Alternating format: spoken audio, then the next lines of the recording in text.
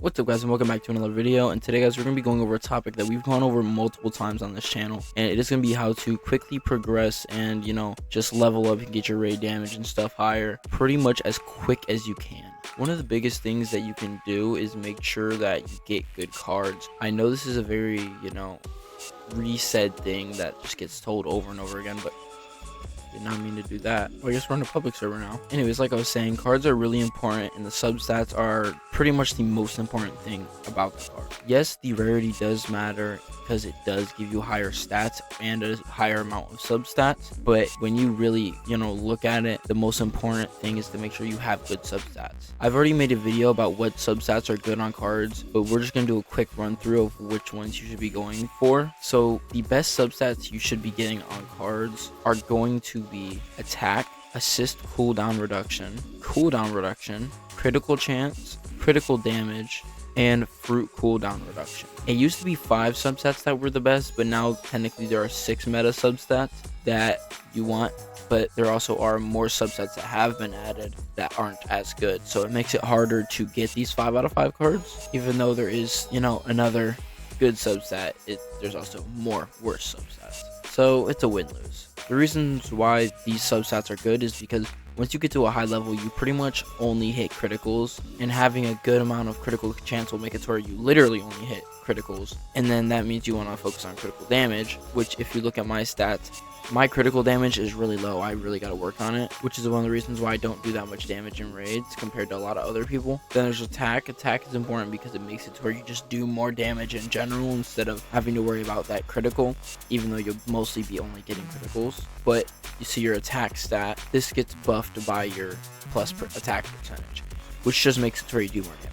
Cooldown reduction is good for both raid and dimension and pretty much every single game mode, for the main fact that you're able to use your attacks more often, which makes it to where you can do more damage quicker, and it's just all out a good thing to have. This is the same with fruit cooldown reduction and assist cooldown reduction, because it makes it to where you can use your assists and your fruits more often instead of having to wait the 45 seconds to a minute per each thing. And depending on what accessory you use, these effects can be even better. The next thing I can say is do not buy cards. This is because if you go onto the cards in the raid shop, they are 750 for a mythical and 275 for the legendaries. While the legendaries are really cheap, they are also not worth it because they're not that good, and the mythicals aren't that hard to drop, especially if you do Titan raid or the Divine Guardian raid, because they have a higher drop chance. Or if you even just grind dimensions out, you can drop mythical cards pretty often. As you can see, I have a good bit, and this is just because I just recently started saving them. So yeah, try not to buy cards that often. Next thing is make sure you're using a good character. Again, this is another obvious one, but depending on what game mode you're doing, there are different characters that are better reaching. And I know not everybody has Sea Altar, Guts, or 𝓢𝓞𝓒, so you're not going to always have the best character for each game mode. So I'm going to show you guys a couple of alternatives you could use that are pretty good. So for dimension, if you do not have Shadow Monarch, a couple characters I would personally recommend would be Kurumi if you do have her. This is because she does get speed with her first attack, and with her, I believe, 4th attack also gives you speed. So she's pretty fast, and she does a lot of damage, so she's all out pretty good for dimension. If you have Dio over Heaven, he's also pretty decent, and I would recommend using him just because he's pretty good. Asta is also pretty decent. He's not bad, but he's also not as good as Kurumi, I would say. And for non-gacha characters, if you want to use a boss rush character, I'd recommend using Kokushibo because he is pretty decent for dimension. And a couple other good ones are Black Asta, which you can currently get in the shop and will be able to get in the shop forever pretty much. There's also Dio and Jotaro, who are both also pretty good. And this one is more of a personal opinion, but I also think that Levi is pretty good if he's awakened, and if you have a good trait, he's pretty strong and pretty fast. Now, some people might not agree with me on these, but these are just my own personal opinions, so if people don't agree, I guess it is what it is. So yeah, these are just my own recommendations. And let's say you don't even have any raid characters, we can go over a couple gem characters that are good too. For dimension, I would definitely recommend a character like Blood Fiend, Eden Altar, or Primordial, or even Eden. just because, in my opinion, they are the best of the gem characters and the most practical for Dimension. And again, other people might not agree with me, but these are also just my personal opinions. Now for Raid, if you do not have Guts or Christmas Altar, another good character you can use is still Nightmare. She, like I said before, she does have really high damage, but she is not as good as Christmas Altar and Guts, so she is just an alternative. Asta was the best in the game at one point, but then we found out he was bugged and he got patched, but then they buffed him again because he was terrible. So now he's still pretty decent, but it's still not as good as the best. The Almighty is actually pretty good. If you get Celestial on him, he can be almost as good as Guts. This is just because of the fact that you can spam his first attack like 6 times if you use his third attack first, and there's some really good combos you can use for him. For boss rush characters, I really wouldn't recommend any of them. I guess Kokoshiba would be the best for Raid if I'm not mistaken, because I do believe he does the most damage out of the 4. Correct me if I am wrong on that though, because I haven't used them all in a while. Black Nyx is also really good for Raid, but he is no longer the best. The 2 best are now Katakuri, because he does insane damage now, so he's almost as good as the gacha characters, and Naruto 6 Path, surprisingly, because he's never ever been good before, and he's actually pretty decent now. And for gem characters, last time I had checked, the best damage character for Raid would have been Shiro or Gojo. If you would like, you could also use a character such as Slime because of the Awakening move, or Eden because of the Awakening move, or pretty much anyone who costs 1,600 plus, other than like Zenitsu, who's really bad. Alright, now that we spent a lot of time going over that, we're going to talk about accessories. So depending on what game mode you're playing, you do want to use a specific type of accessory. This can range from cooldown reduction to attack to even boss damage. If you're doing Dimensions, you want to use something that has cooldown reduction on it. If you don't have the Timekeeper or the 𝓢𝓞𝓒𝓘𝓐𝓛𝓢 accessory, which I do believe is better than the Timekeeper for cooldown reduction, you can use another accessory such as the Sun God's Mantle, which does give 10%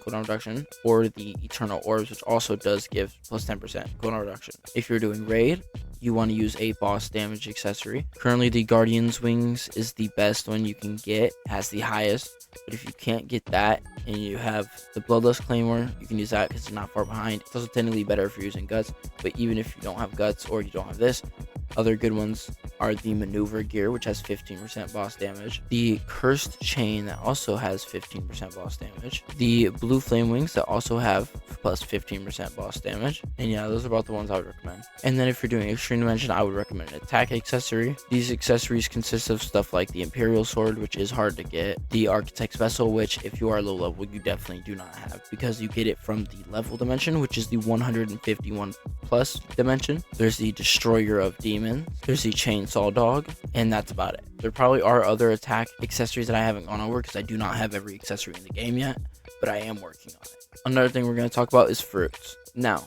if you do not have the mythical fruits or legendary fruits, then what fruit you use for each game mode does not really matter. The only time it really matters is when you get to the legendaries, because in my opinion, the Phoenix fruit is better than the, I believe it's the Angel fruit or the Sun fruit, whatever it is. The Phoenix fruit is just way better in general, and I would recommend that over the other legendary by far, because I have used both, and the Phoenix just was just way better.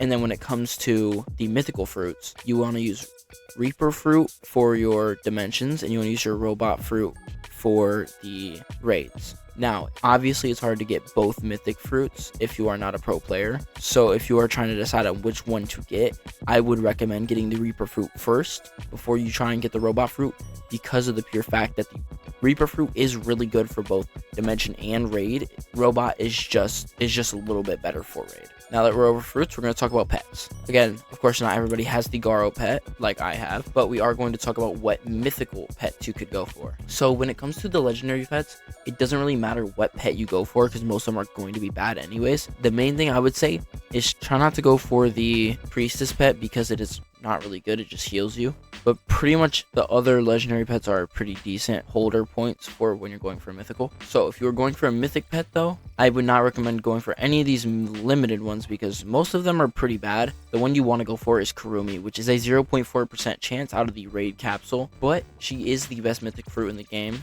debatably, because a lot of people do say that the Tanjiro pet is better, but in my opinion, I think it's just more worth it to go for Kurumi, especially when you could get Aquas too and just get enough eventually to get the Garo pet, which is what I did. And then we're going to talk about substats. So good substats for pets are pretty much the same as for cards and accessories. You want to get the main ones. Obviously, you can see mine are not that great. I have a 4 out of 4, but it's all common, so it doesn't help me that much. And I do have to try and get better substats, but we're not working on that right now. But yeah, it's pretty much the same thing. All right, we only have a couple more things to talk about. So if you made it this far in the video, go ahead and comment a croissant emoji into the comments, just to let me know that you are a real fan, a real subscriber, and someone who I can trust to babysit my kids in the future. All right, the next thing we're going to talk about is stat points. Stat points play a big role in the game, just for the main fact that when you reach certain goals, you do get buffs, such as HP, HP regen, mob damage, boss damage, critical chance, cooldown reduction, damage taken, and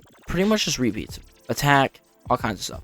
But the higher you get, the better they get. When you get to 50,000, you get -1 dash. You get -1 second on dash cooldown. Once you get to 60,000, you get plus 40% HP regen. Once you get to 75,000, you get to 0.17% damage dealt to mobs healed. Once you get to 100,000, you get 1% of damage dealt to bosses healed, which gets really insane for raids because it is a complete game changer. 150,000.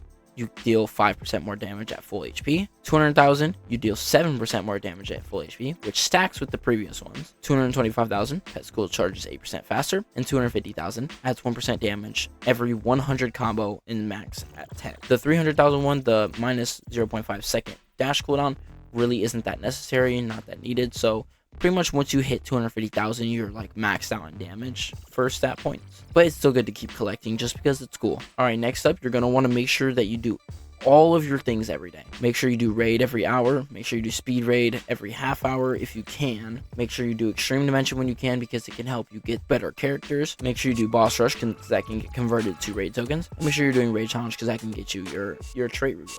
And the last tip I can give if you're trying to level up fast is, instead of trying to solo every dimension, try and pair up with a friend who will keep a similar level to you. So you pretty much have like a buddy to play with. If you don't, it's going to be a lot harder to progress, and it is just going to be an annoying process. And no one's going to want to help someone who's begging. I'm sorry. I help people pretty often when it comes to dimensions, but it does get pretty annoying when all you see in chat is, hey, who can carry this dimension? Who can carry this dimension?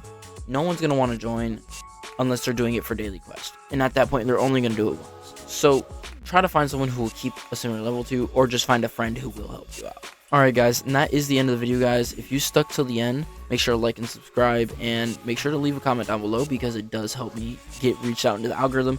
And I am trying to get back into posting more regularly, just so I can push more content out to you guys. And yeah, that's pretty much it for the video. I hope you guys enjoyed. I'll see you guys in the next one. Love you guys. Peace.